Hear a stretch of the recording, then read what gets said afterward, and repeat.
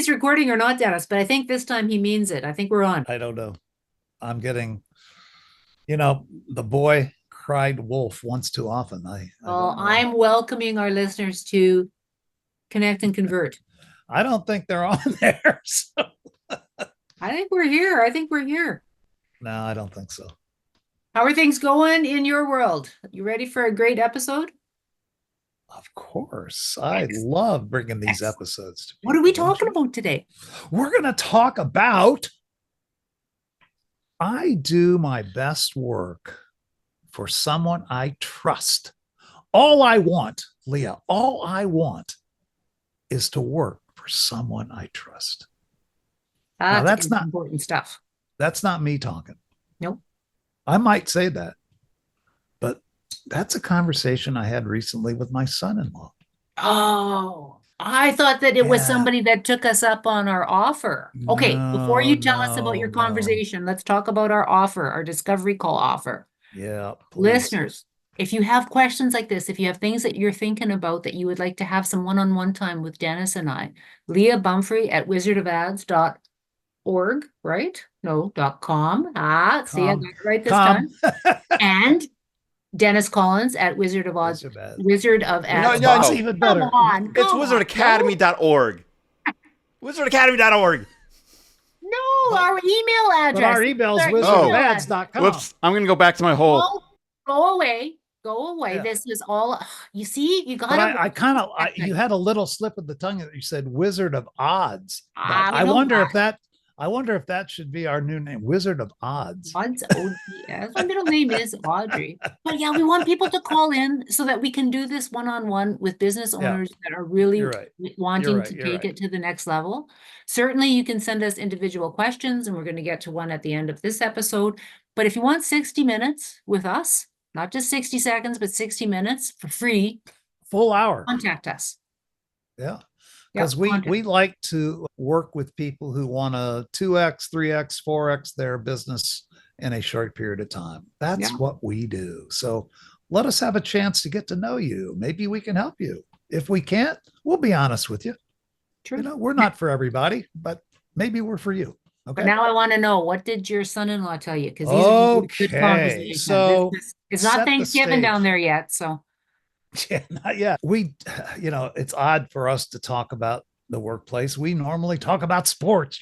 He's a huge sports fan. I'm a huge sports fan. So when we get together, we talk about sports. But this time it got to the workplace. And I knew we had talked before. He had some concerns about the leadership at his workplace, the top echelon.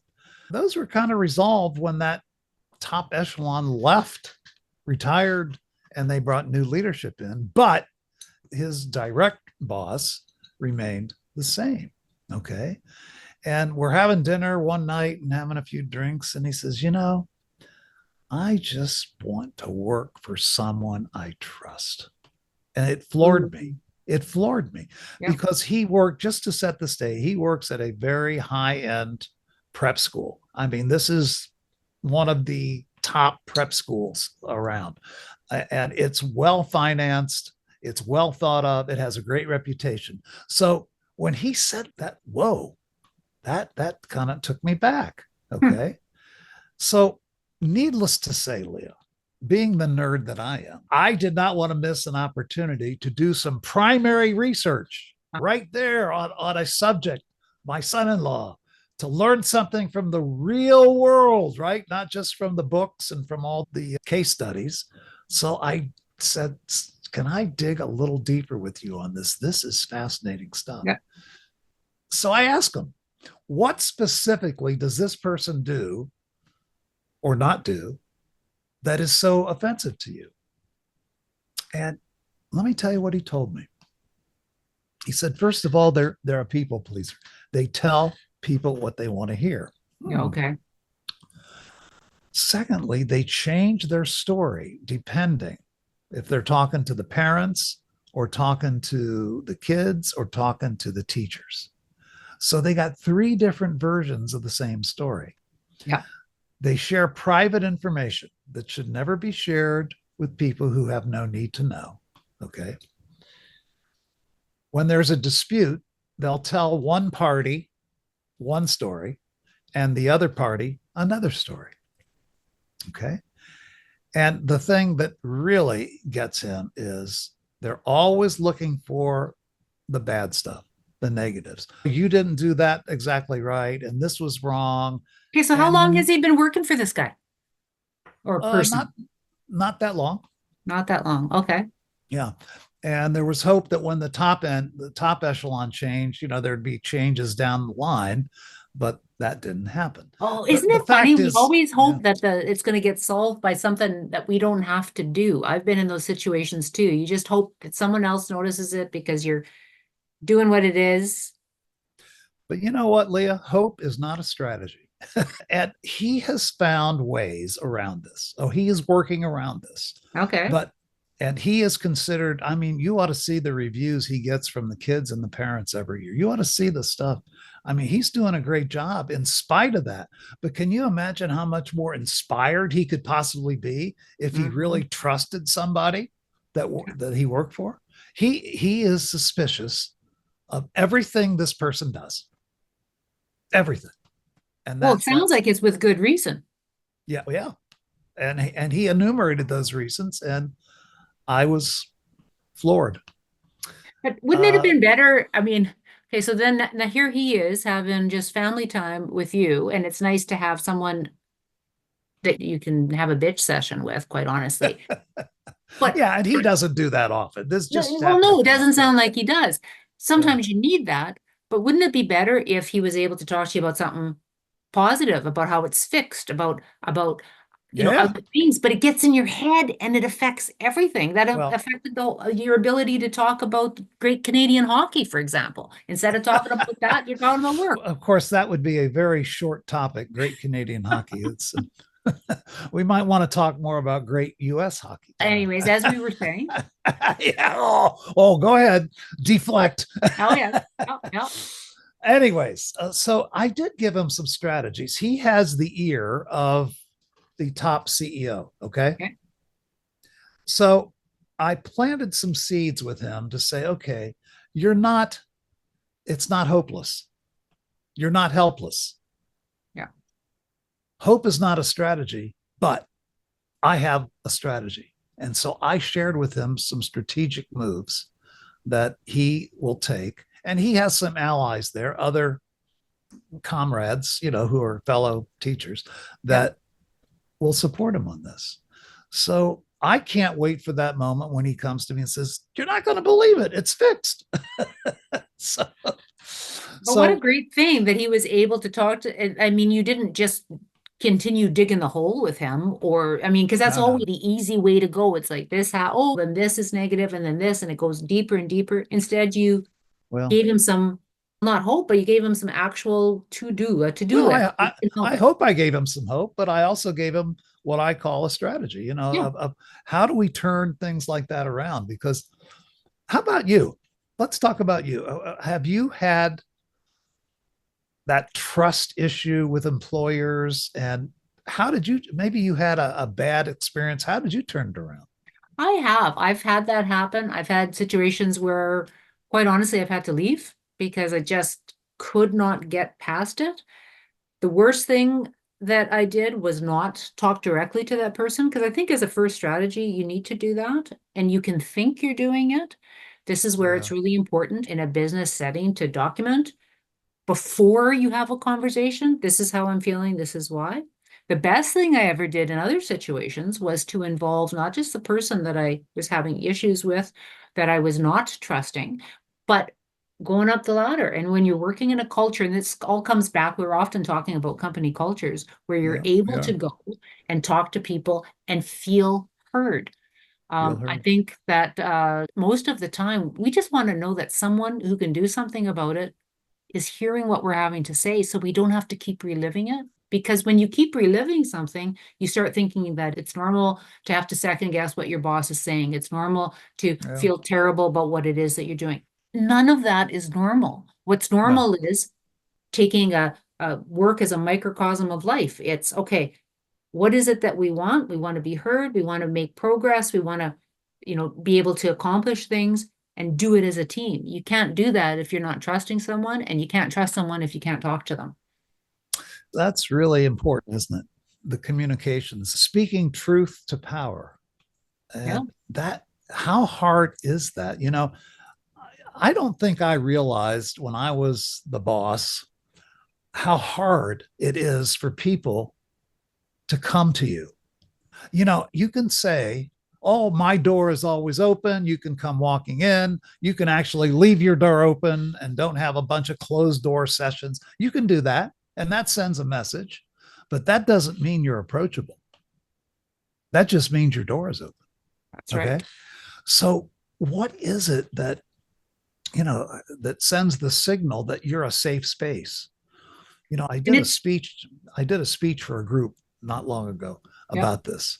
Safe spaces. Okay. And is your workplace a safe space? I don't know. I'll bet Professor Paul knows.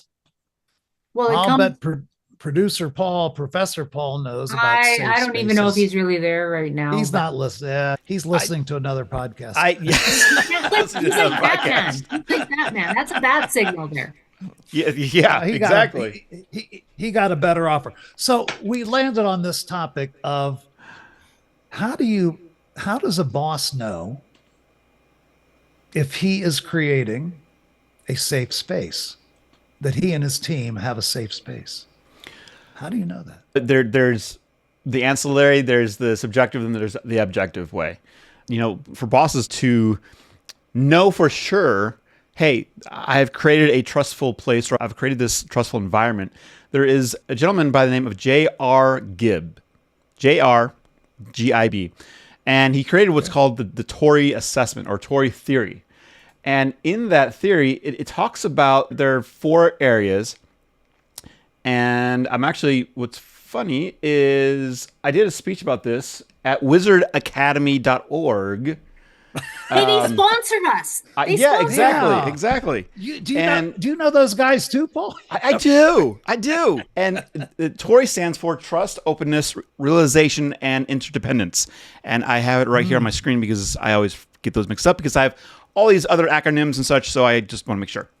But anyway, it measures those things: trust, openness, realization, and interdependence. And by taking this assessment, you'll get an idea of where you are in a trust area. And therefore you can go, okay, I need to work on being more open, or I need to be better at realization, meaning working with each other. And I'm sorry, that's interdependence. But it gives you a framework to work on this. And interestingly enough, if you simply go to the Google and type in TORI Assessment, TORI Assessment, what comes up is the assessment I provided for that course at thewizardacademy.org. Really? Yeah, it shouldn't, but it does. So on behalf of Connect and Convert and wizardacademy.org, we're going to provide this assessment to you, which you can find really actually almost anywhere because it is open and it is old enough that it's kind of public domain. Right? Yeah. It's kind of like the Myers-Briggs where everybody's trying to do it and you can do it, but it's not official. Yeah. Anyway, download that assessment. Okay. And thank you. It has strongly agree, disagree, agree, all that stuff. And it has, I think, like 21 questions, or no, I'm sorry, only 16 questions. There we go. 16 questions on this one. And it gives you the score. Now, what you do with that is up to you. That's where the rubber meets the road. Yes. Producer, Professor. That is really the Paul, most important part. Because, you know, and anybody who's listened to us on these podcasts knows we don't believe in just doing assessments and doing training for training's sake. Okay. We do feel there's value in learning and training, but the value comes in the installation, in the use, developing skills, developing trust skills, developing leadership skills. And your use of the word installation there, Dennis, I always love it because it goes beyond practice. You can practice something and not install it. I mean, think about it. You're installing within yourself a way of doing something that's been proven. right? The only way, Leah, the only way to build a skill, I'm sorry to tell you, it's hard work. It's deliberate practice. And deliberate practice, people hate deliberate practice. You know why? Because you practice at the edge of your capabilities. You're failing. You're It sounds like failing. We you've don't practiced that, Dennis. I'm gonna go back. be careful, Leah. No, keep going, Leah. Keep going. So there's an episode, I don't remember what it's called necessarily, that you did many weeks ago. Ebenezer theory, or what how much you forget. Oh, with the E. The Big Ebbinghaus word starts with an E. Ebbinghaus forgetting curve. There you go. Ebbinghaus was my friend back in Austria. Yeah, we Yes. used to walk the streets of Austria. Yeah, That's right. Ebbinghaus. So that's why you harp so hard on installation and but. There we go, is you talk about role playing. You talk about these things. But in order to be able to do these, you have to have trust amongst a team. Oh. So what better way to figure out where you stand today than to do this very easy, quick TORI assessment? That's a good point. And know, okay, this is where I need to work on so that I can build trust within the group or the organization or myself or whatever. And then go on and continue to build those role plays so that you can improve and your employees can improve upon themselves. It's a big snowball that goes, but all starts with trust. Because trust, I mean, Dennis, you had mentioned like open door policy, people can come and talk, open door, closed. You know what? There's nothing wrong with a door being closed. There's nothing wrong with having private meetings. But if I'm walking by going, ooh, Dennis and Paul are talking in there. What the heck are they Again. talking about? Wait a minute. I want one of those buttons where I can shush one of them. Then there's no trust. It has more to do with how and the why than it does with the what. A closed door shouldn't be an issue. Yeah, you're right. But it does, having lived in a culture, several cultures, that closed door has meaning sometimes. Yeah, And it's not always a positive meaning. Okay. I understand your point of view, but I wanted to make the point that just because you have an open door doesn't mean you're approachable. It means that you have an open door. Right. Approachable is a whole nother skill about safety. And producer Paul just kind of talked about that. Does someone feel safe sharing stuff with you? My son-in-law does not feel safe sharing critical information with that person because his fear is it's going to be used against him. Okay. Somehow. And that makes sense based on what he's feeling and what he's experienced. And like life is absolutely what dictates trust or lack of trust. And I feel so sorry for your son-in-law, because if he's bringing it up, how many other people are feeling that same way? Oh, he shared with me he has a group of people that are his colleagues, and they all feel the same way. So they continue in spite of it. So the writing on the wall is that leader needs to make an adjustment, or they're going to lose great employees because it will not last. I'm not sure. I'm sure that they already have, but sometimes there are other reasons for hanging in. You know what I mean?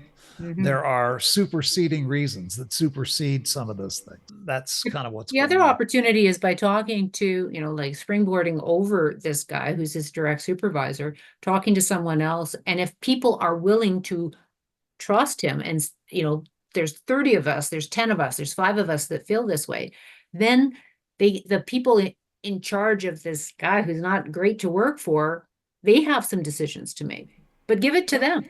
Then you can either decide, do I trust the organization? Because they're going to either train it out of them or get rid of them. So Dennis, I'm curious because I already have my thoughts, but me, my curious soul self, without sharing what you can't share, obviously, speaking of trust, what was your advice to your son-in-law to do in this situation regarding this person? And if you can't talk about it, I get it. Yeah, I want to make sure. Yeah, I may have already said too much. How about what if I were to just share what I believe your son-in-law I can and go the gang. like this or like this. Oh, okay, yeah, sure. How about I'll share that and you do with it whatever you want. How's that? I'll just leave it there. Okay, But fair enough. In my opinion, because I have dealt with this before with my own clients and what to do, and my job as a coach, as a leadership coach, is to empower the group, the employees, to do the best they can do and become leaders themselves. They have to become the leaders.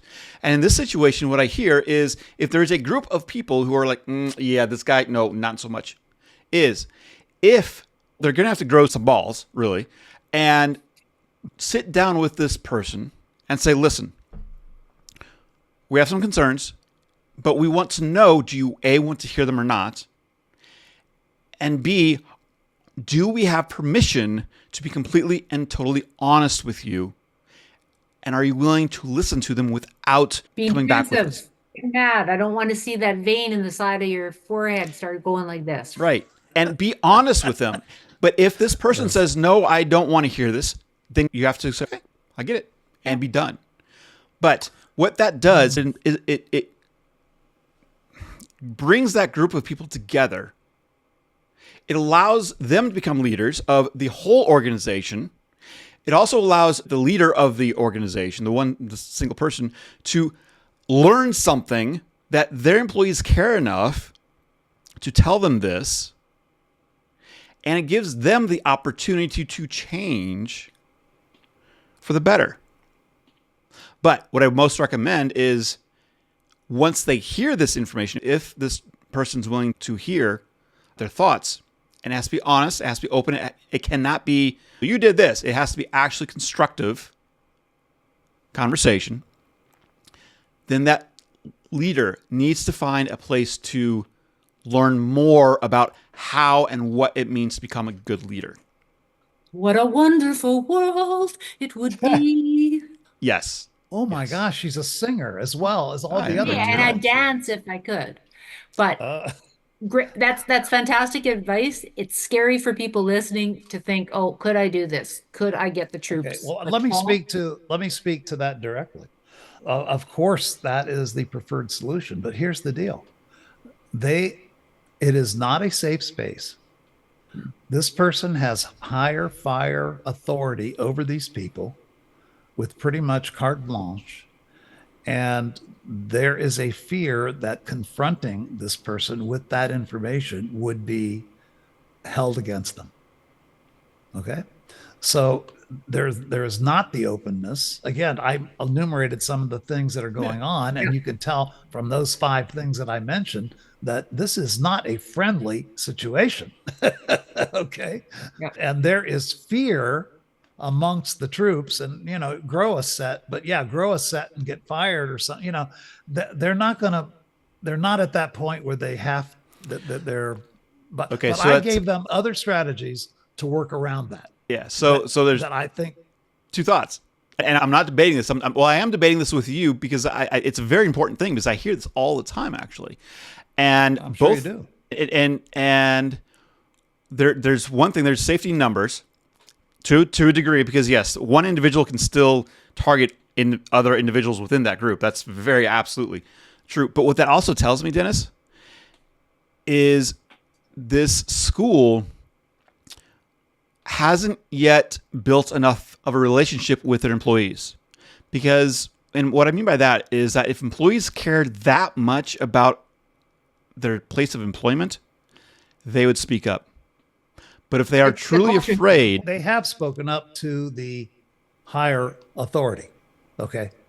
They have taken it to the higher authority. And Okay. so now it's a wait and see what's going to happen with that. Higher authority is a new kid, Oh, and they're obviously still finding their wings. Oh, yeah. Yeah. So you got a couple, and I tend to oversimplify the case only so that I don't want to put too much detail in it. oh, absolutely. No, because again, it goes back to trust. We get that.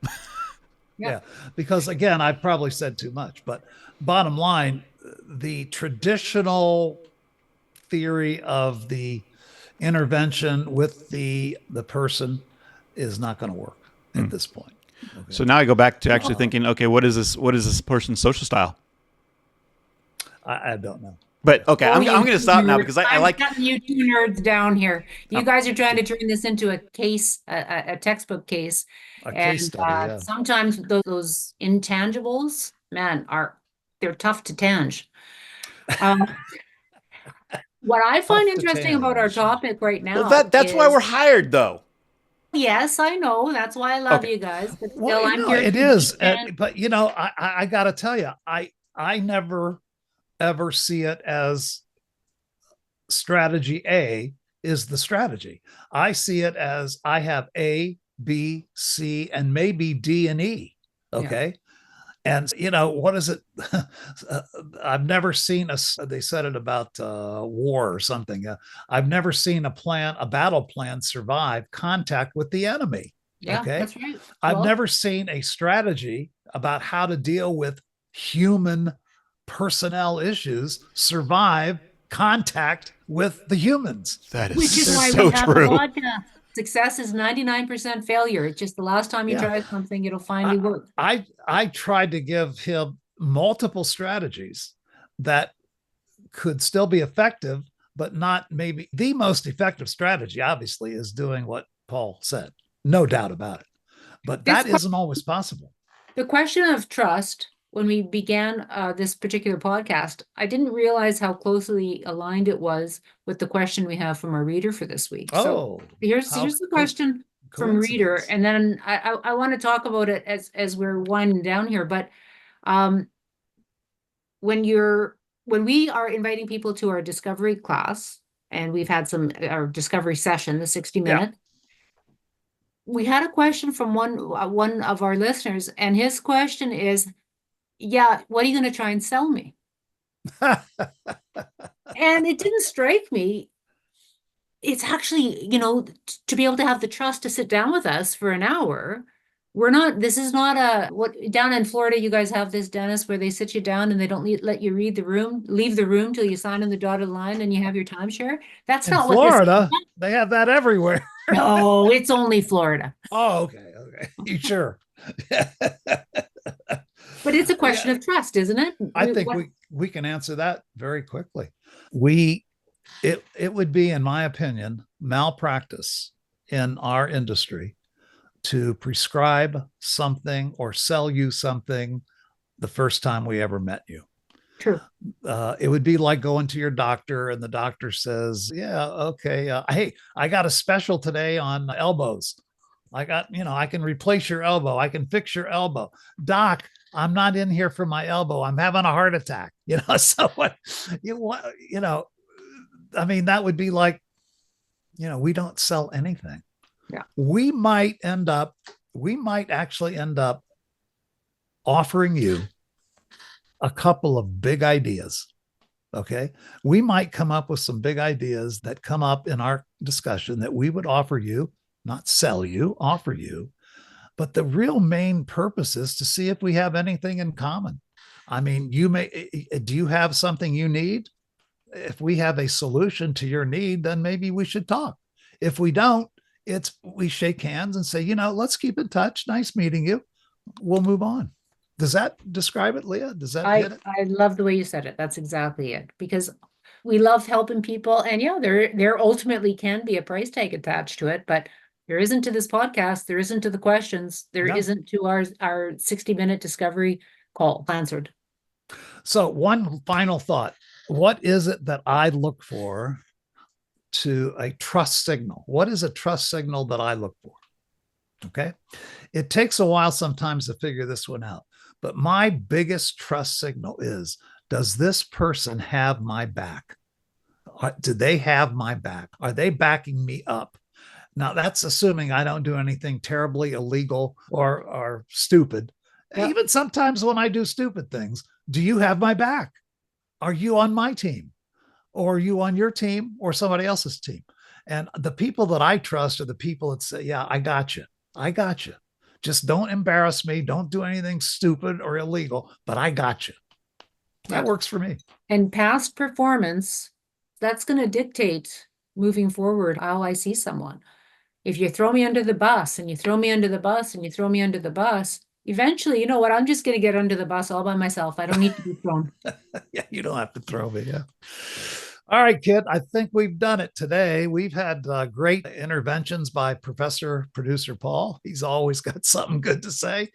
And of course, Leah, you're always challenging me at every step, and I love every minute of it. So We have a thank lot you. of fun. I love it. Thank you so much. We're going to wrap it up for today. Remember, every week we have a new episode. So tune in to Connect and Convert. See you next time.